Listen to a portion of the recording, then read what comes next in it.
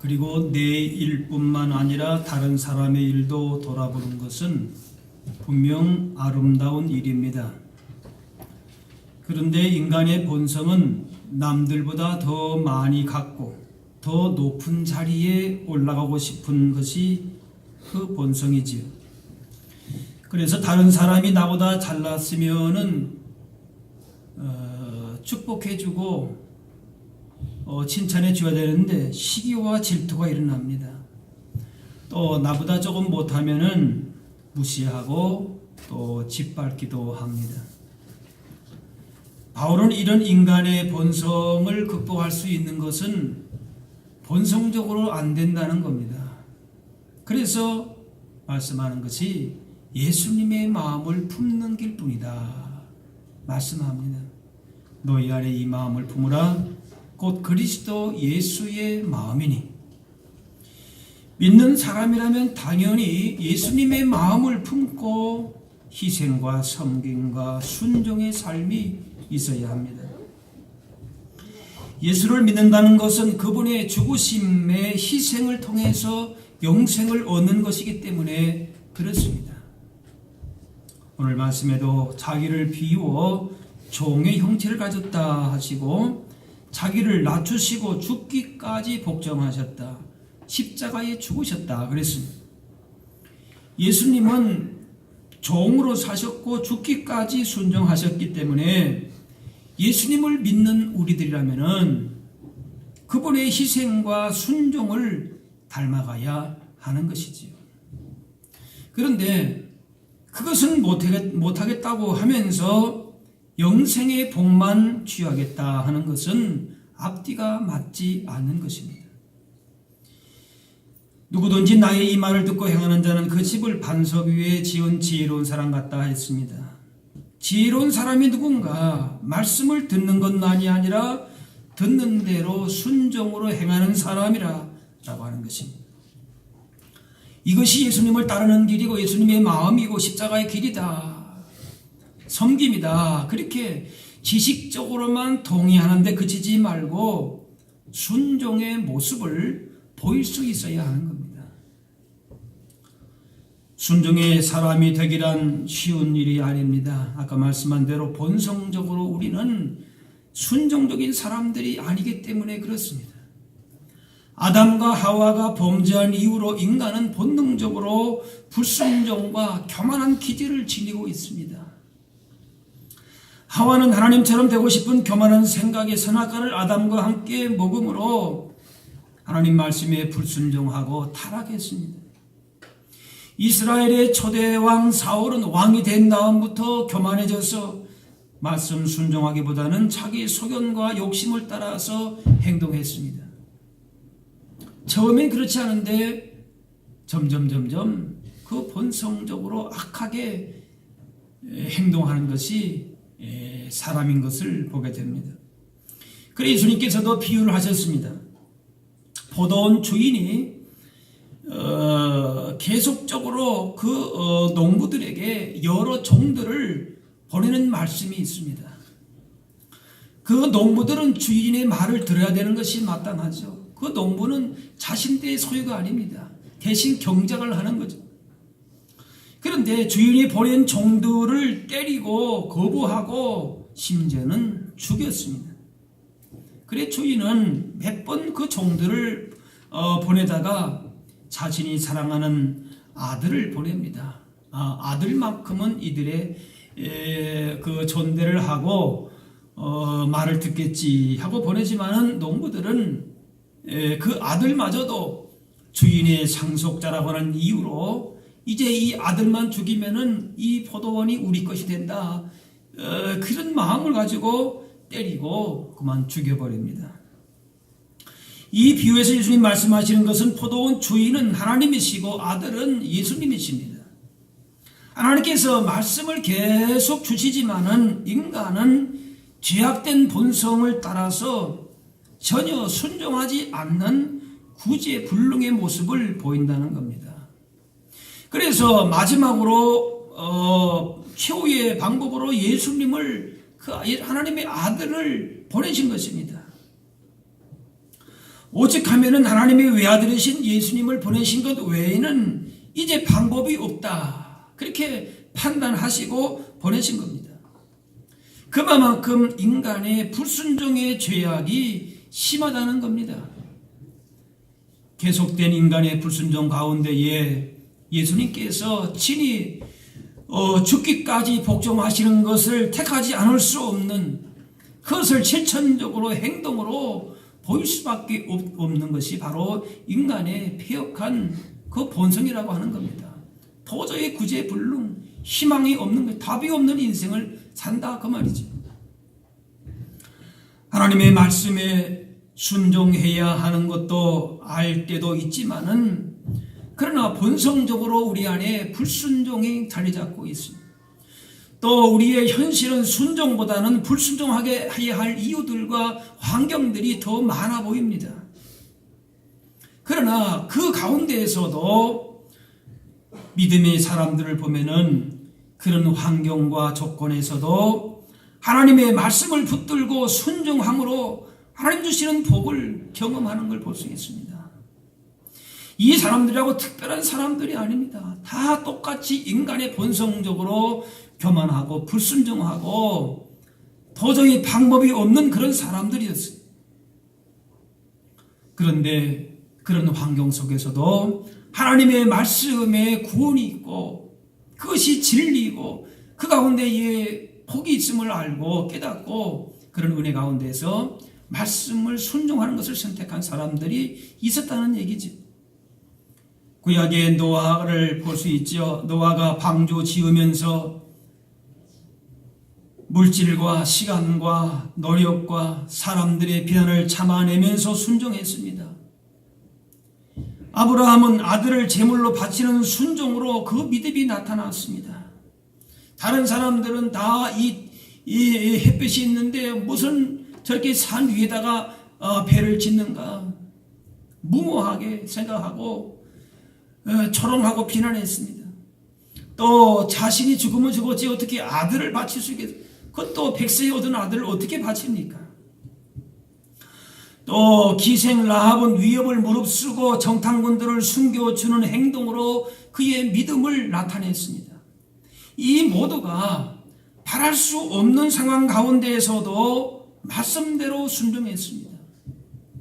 그렇게 하나님의 말씀하시지만은 그것을 뚫고 자기 생각이나 인간의 경험이나 세상이나 여러 가지 환경 조건을 바라볼 때에는 순종하기가 너무나도 어려운 거예요. 거의 불가능에 가까웠다 그 말이에요. 그런데 그런 가운데에서도 순종함으로 하나님의 승리와 복을 경험했습니다. 또 다윗과 같은 사람도 성전 짓기를 그렇게 간절히 원했습니다. 그런데 하나님은 다윗에게 맡기지 아니하고 그 아들 솔로몬에게 맡기셨습니다. 다윗은 하나님을 위한다는 명분 아래에 성전 건축을 추진할 수도 있었겠지만은 그것은 순종이 아니었습니다. 얼마나 다윗이 성전을 사랑하고 성전을 짓기를 원했습니까? 그렇게 마음은 간절했지만은 하나님께서 노하신 겁니다. 그래서 그 결정권을 하나님께 드린 것입니다. 하나님께 드렸기 때문에 하나님께서 다윗을 하나님 마음에 합한 자라. 성전 짓기를 원하는 그 마음이 얼마나 아름답습니까? 그런데 그렇게 자기 자신이 볼 때에도 귀한 선택이고 모든 사람들 볼 때에도 다윗 잘하는 일이라고 했을 겁니다. 그런데 하나님이 노하고 하니까 하나님께 결정권을 드리는 것이 우리의 믿음도 내 생각, 내 경험, 내 이익 대신에 하나님의 말씀대로 순종하는 믿음인지를 돌아보아야 될 것입니다. 우리 인생의 결정권을 하나님께 드려야 합니다. 한번 따라합시다. 우리 인생의 결정권을 하나님께 드리겠습니다. 예. 그 결정권을 하나님께 얼마나 내어드렸는지에 따라서 인생의 성패가 갈리게 됩니다. 인생의 주인 자리에 예수님을 앉게 해야 하는 것이지요. 그리고 우리는 순종의 자리에 있으면 됩니다. 말씀에 순종하게 하시는 것은 말씀하신 것을 친히 이루시면서 가장 좋은 것을 주시겠다는 겁니다. 말씀을 통해서 우리를 손해보게 하거나 부끄러움을 당하게 하거나 무슨 억울한 일을 당하게 하는 것이 하나님의 목적이 아니에요. 그 말씀대로 순종하기만 하면은 하나님께서 친히 그 모든 일들을 이루어 가시고 거기에 합당한 하나님의 구원과 복을 주시는다다. 그렇게 말씀하시는 거예요. 그렇기 때문에 하나님께서 친히 일하시기 때문에 우리는 그저 최선을 다해서 순종할 뿐입니다. 항아리에 물을 채우는 순종은 우리들이 하지만은 그 물을 포도주로 변화시키는 것은 주님이 하십니다. 하나님의 인도하심에 자신을 맡겨드리고 그 뜻에 순종할 때에 아름답고 풍성한 열매를 맺게 됩니다. 백부장에게 그렇게 주님 백부장이 얘기하지요. 이대로 가라 하면 가고 저대로 오라 하면 오고 내 정도로 이것을 하라 하면 하나이다. 백부장이 말씀에 전적으로 순종하는 사람이었습니다. 하나님의 말씀이 때로 이해가 안 되고 순종하기 어렵고 당장 어떤 결과가 없어도 인내하면서 순종하는 것입니다. 가라 하면 가고 서라 하면 서고 이것을 하라 하면 한다. 그래서 예수님이 그 순종의 믿음을 보시고 뭐라고 합니까? 내가 이만한 믿음을 본 적이 없다. 무엇입니까? 순종의 사람을 하나님 예수님이 인정하신 것 다른 거 아니에요? 베드로전서에 그리스도께서 이미 육체의 권한을 받으셨으니 너희도 같은 마음으로 갑옷을 삼으라 그랬습니다. 예수님께서 십자가의 고난 순종을 통해서 우리가 받아야 할 모든 고난의 희생을 다 받으셨는데 우리도 그렇게 우리가 감당해야 할 십자가 순종을 감당하라 그 말이에요. 너희도 같은 마음으로 갑옷을 입으라 순종하라 그 말씀. 자기 몫의 순종을 안 해도 되는 것으로 억울하게만 자신만 지고 가는 것처럼 혹은 억지로 지고 가는 것처럼 생각하지 말아야 합니다. 우리 각자에게는 예수님의 십자가의 고난을 따라서 내 몫에 대인 내 여기 베드로전서 말한 대로 너희도 같은 마음으로 갑옷을 입으라. 순종의 갑옷을 입는 것이 나만 왜 그런가 억울하다 나는 뭐 이렇게 안 해도 되는 것처럼 하지 말아야 되는 것이 예수님의 본을 따라서 순종의 길을 가는 것을 마땅한 일로 받아들이는 것이 그리고 적극적으로 그 말씀에 순종하는 것입니다. 순종할 기회가 주어질 때에 생각날 때에 그 기회를 놓치지 말고 순종의 자리로 나가는 겁니다. 세상을 얻기 위해서 노력하는 것만큼 말씀을 알고 순종하기 위해서 노력하면 훨씬 더 우리의 신앙 인격과 삶은 성숙해질 것입니다. 학교에 들어가기 위해서 취업하기 위해서 또 우리의 생업의 현장에서 얼마나 우리가 바쁘게 힘들게 일합니까? 그런데 영육간에 우리의 풍성함을 누리고 승리의 삶을 살기 위해서 얼마만큼 주님이 기뻐하시는 말씀 순종의 삶을 위해서 치열하게 살아가느냐라고 하는 거지. 아니면 말씀의 순종에는 전혀 안중이 없고 내 이익, 내 뜻만 바라보고 내 삶의 목적을 두고 살고 있는가라고 하는 거지. 말씀대로 순종하며 살기로 작정하면은 변화의 역사는 시작됩니다. 하나님은 우리의 순종을 통해서 일하시고 역사하십니다. 예수님의 제자로서의 가장 강력한 능력은 순종의 삶입니다. 우리가 10억 그러면은 많은 돈이라 느껴집니다. 그런데 조 단위로 넘어가서 10조, 100조 그러면은 얼마나 큰 돈인지 느낌이 없습니다. 그런데 이와 같이 이것 이상으로 하나님께서 사람이 되셨다는 것도 우리가 헤아릴 수 없는 그런 사랑입니다. 도저히 측량할 수 없는 그런 은혜입니다.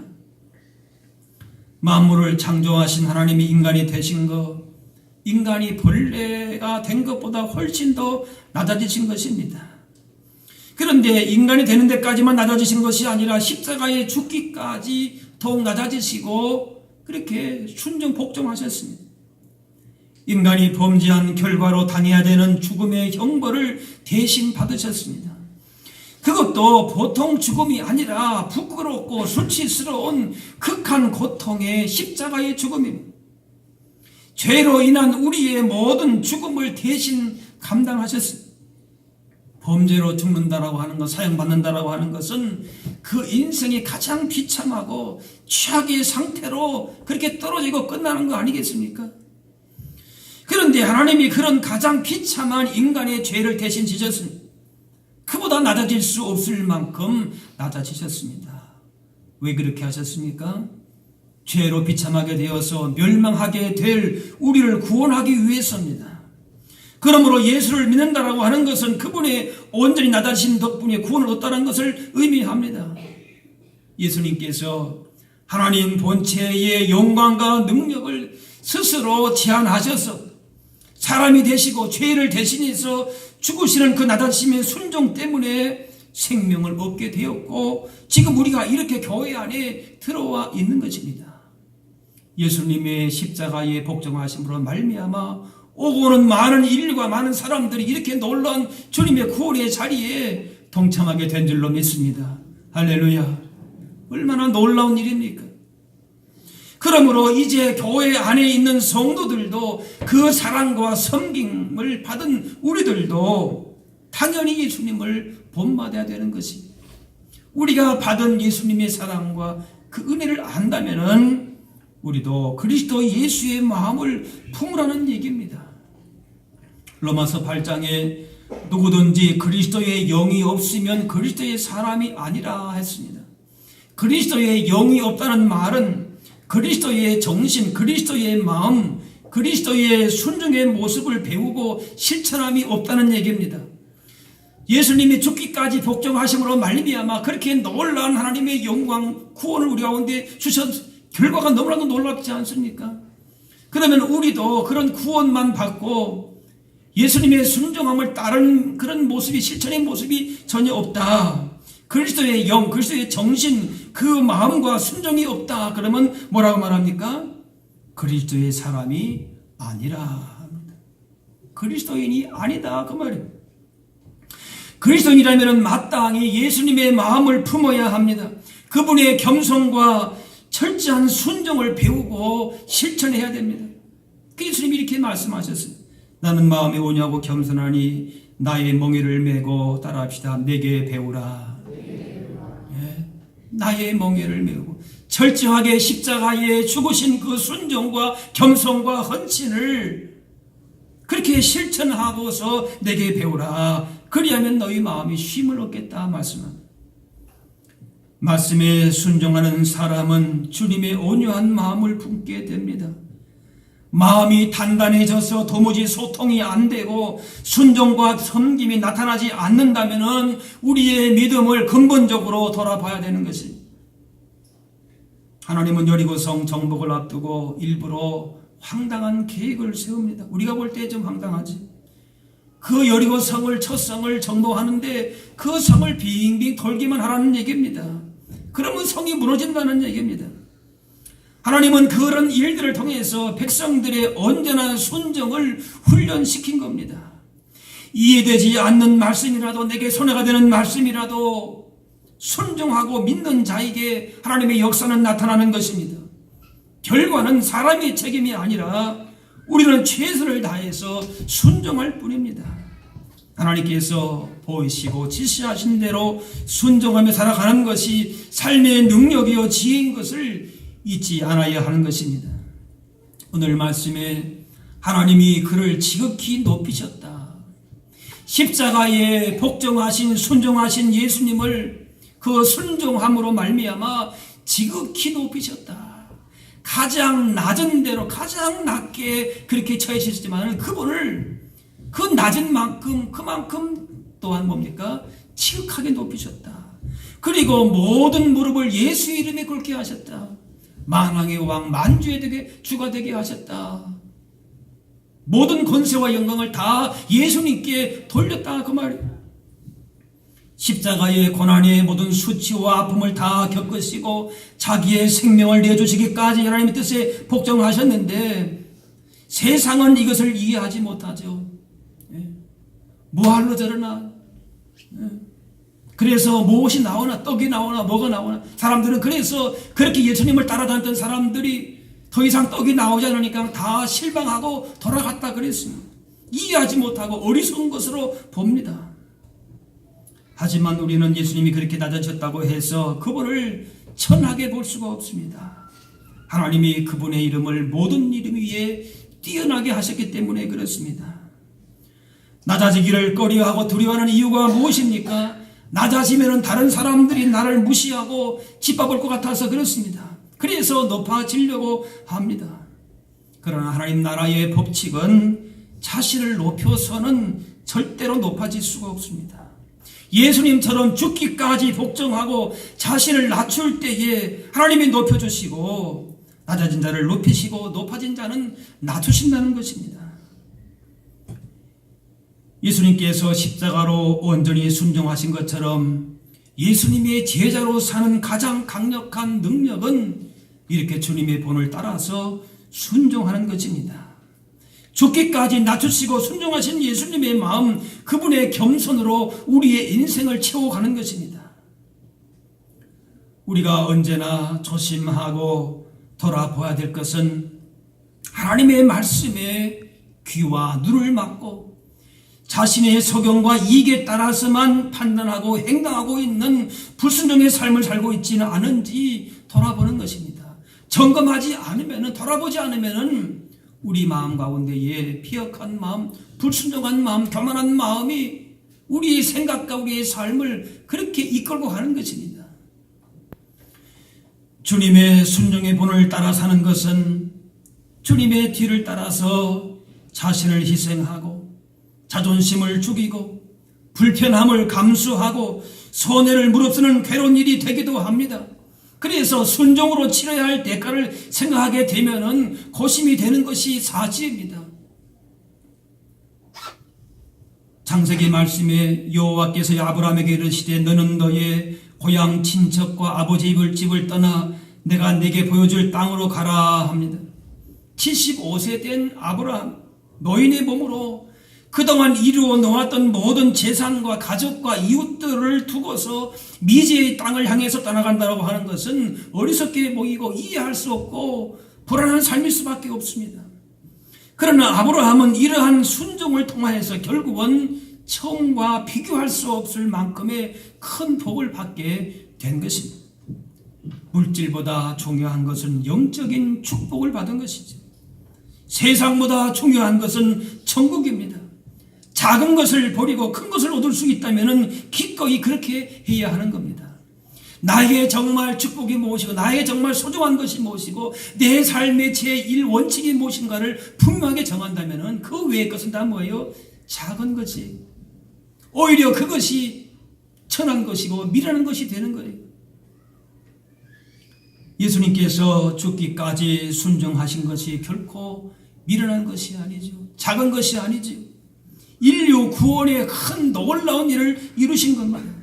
마찬가지로 우리 각자의 순종을 통해서 하나님께서 이루시고자 하시는 놀랍고 큰 일들을 이루어 가실 줄로 믿습니다. 할렐루야. 우리가 상상할 수 없는 주님의 놀라운 일들을 우리의 순종을 통해서 하나님께서 이루어 가시는 거예요. 노아만, 다윗만, 아브라함만 그런 일들을 이루어 갑니까? 아니에요. 여러분 한 분 한 분의 그런 삶의 순종을 통하여서 하나님께서 이러한 일들을, 놀라운 주의 일들을 이루어 가실 줄로 믿습니다. 인간 구원의 역사는 전적으로 하나님께서 하시는 일입니다. 그런데 하나님은 혼자 이루시지 않습니다.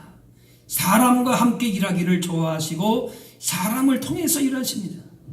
우리의 믿음을 보시고 하나님의 역사를 이루어 일으키시는데 그 믿음은 뭔가? 바로 우리의 순종을 통하여서 확증될 수가 있습니다. 순종의 믿음을 통해서 일을 하십니다. 그냥 듣고 끝나는 사람이 아니라 듣고 행하는 사람을 통해서 역사하십니다. 그러므로 말씀을 듣고 깨닫는 은혜 받는 자리에만 머물러 있지 말고 주신 말씀과 믿음을 따라서 순종의 모습이 나타나야 됩니다. 듣기만 하고 순종하지 않는 것은 진정한 믿음이 아닙니다. 말씀을 듣고 즉시 순종하는 믿음이 살아있는 믿음, 생동력 있는 믿음입니다. 성경에 보게 되면 죽은 믿음도 있다 그랬어요. 거짓된 믿음도 있다 그랬어요. 그 차이가 무엇이겠습니까? 듣기는 듣고 알기는 많이 알고 있어도 그 말씀대로 따라 순종하지 않고 주님께서 말씀하신 그리스도의 영, 그리스도의 정신, 그리스도의 마음 죽기까지 죽도록 복종 순종하는 그 실천이 우리 가운데 있는가라고 하는 것이죠. 말씀도 알고 믿음도 있다고 하는데 알기만 하고 아는 것을 행동으로 옮기지 않고 있다면 이것은 신용만 내는 무림한 그리스도인입니다. 눈물을 흘리며 씨를 뿌리는 자는 기쁨으로 거두리로다 했습니다.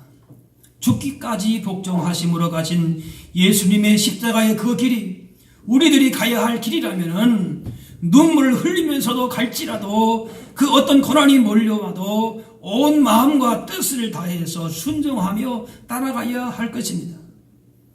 이렇게 십자가의 길을 가는 순종의 자세가 분명하게 세워질 때에 우리의 삶은 전혀 달라집니다. 더욱더 풍성한 삶의 열매와 승리를 경험하게 될 것입니다. 하나님의 말씀에 귀와 눈을 막고 자신의 소견과 이익대로만 옳은 대로만 판단하고 행동하는 불순종의 삶을 살지 않도록 기도하고 자신을 쳐서 복종해야 될 것입니다. 그렇지 않으면 어느 순간에는 내 안에 있는 온갖 그런 불순종에 사로잡히고 교만에 사로잡히고 세상에 순종하지 못하도록 하는 여러 가지 환경에 지배를 당할 수밖에 없는 것이지. 죽기까지 복종하신 예수님을 따라서 그 마음을 품고 온 마음을 다해서 순종하기로 오늘 이 자리에서부터 다짐하고 하나님 나라를 위해서 더욱더 힘있게 걸어갈 수 있는 순종의 사람들로 살아가실 수 있기를 주의 이름으로 축원합니다. 기도하겠습니다. 사랑의 아버지 하나님, 이 시간 내 생각 뜻을 주장하고 주의 말씀을